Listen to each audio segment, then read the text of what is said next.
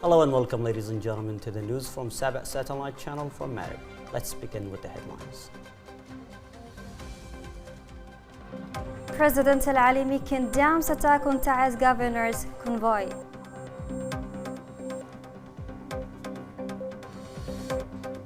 Yemeni human rights groups condemn death sentences issued by Houthis in Sana'a. Second phase of Egypt's 2025 parliamentary elections kicks off.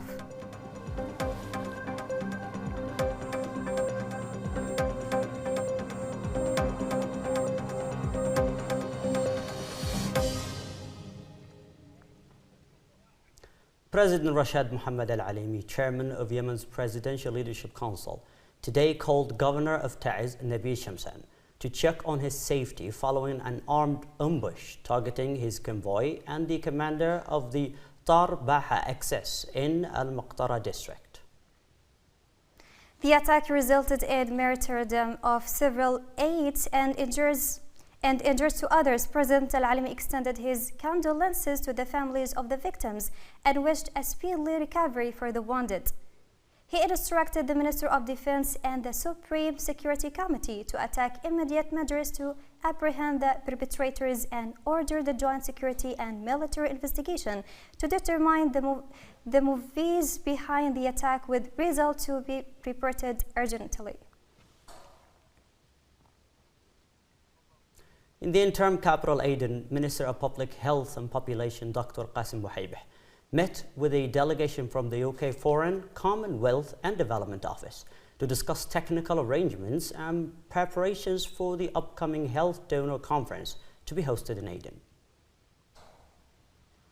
The talks also address joint efforts to strengthen the sector's readiness and finalize a package of urgent priorities that will be presented at the conference to help mobilize funding and reinforce health system capacities.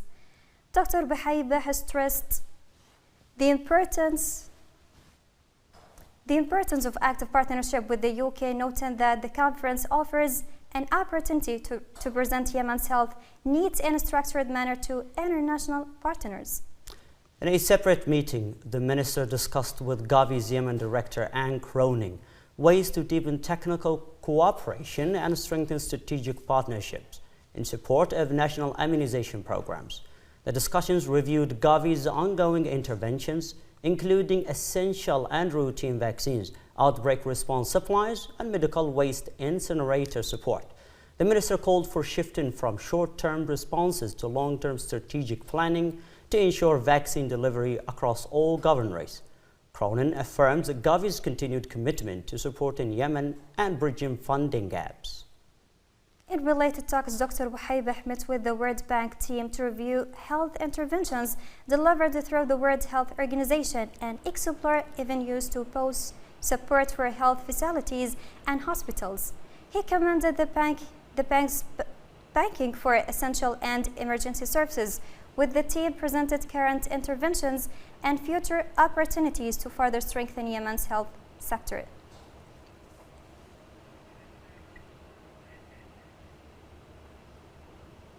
Minister of Planning and International Cooperation Dr. Wad Badib met with Charles Harper, Director of Development at the UK Foreign, Commonwealth and Development Office, to discuss development cooperation and ways to reinforce joint programs. Talks focus on the UK's participation in next week's Donor Coordination Conference to protect Yemen's health system and the First National Energy Conference, both key to supporting vital public services. The meeting also discussed activating technical committees and directing investments toward infrastructure, agriculture, fisheries, transport, health, and renewable energy. Dr. Badib reviewed the government's economic reforms and the newly approved public-private partnership policy, encouraging British companies to invest, especially in the energy sector. He highlighted ongoing efforts to address revenue challenges, improve the business climate, and launch a unified platform to streamline procedures for humanitarian and development partners. Harper affirmed the importance of the upcoming conferences and reiterated the UK's commitment to supporting Yemen mobilizing donors, and helping national institutions maintain essential services. Yemen is taking part today in the 34th session of the International Maritime Organization held in London with a delegation led by the country's ambassador to the UK and permanent representative to the IMO, Dr. Yasin Saeed Nu'man. Over the course of a week, the session will review key issues related to maritime security and safety, regulatory frameworks governing sea transport, and measures to combat pollution and piracy. Discussions will also address ways to strengthen international cooperation in maritime navigation and will include the election of a new leadership team for the organization.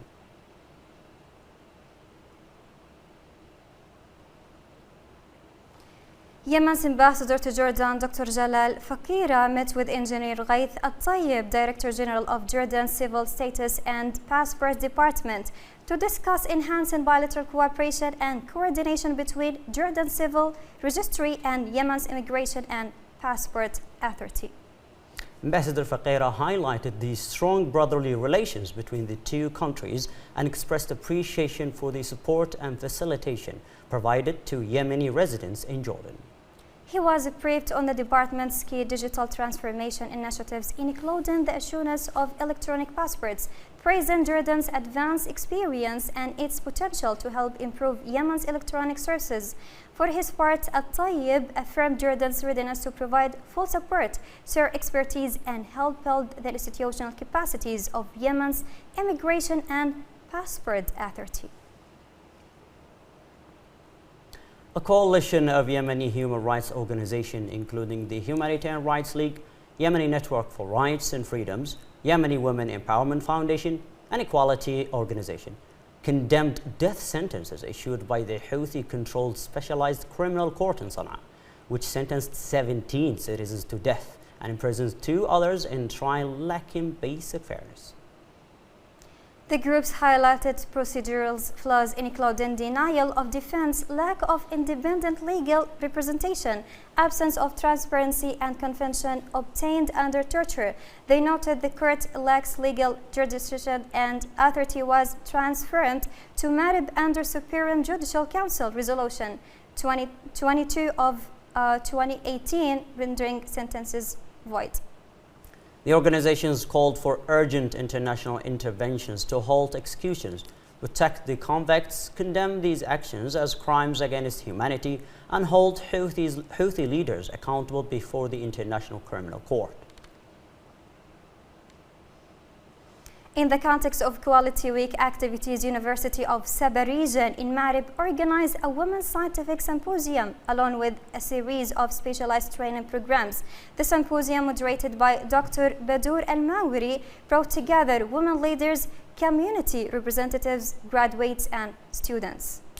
4 research papers were presented, highlighting the role of academic program quality in preparing competitive graduates, the impact of university education on leadership and innovation, graduates' role in promoting quality awareness, and the challenges and opportunities facing female graduates. As the part of the week's event, the university also launched 2 training programs. The first for academic staff on developing learning outcome assessment tools. The second for academics and administrative personnel, focusing on evaluating performance indicators for accreditation. Additionally, a scientific lecture was delivered on quality standards within administrative environments supporting academic processes. Voting began today, Monday, in the second phase of Egypt's 2025 parliamentary elections, with over 34.6 million citizens eligible to cast their ballots. The National Election Authority confirmed that voting inside Egypt will continue until tomorrow, Tuesday, 25th of November, following the official schedule.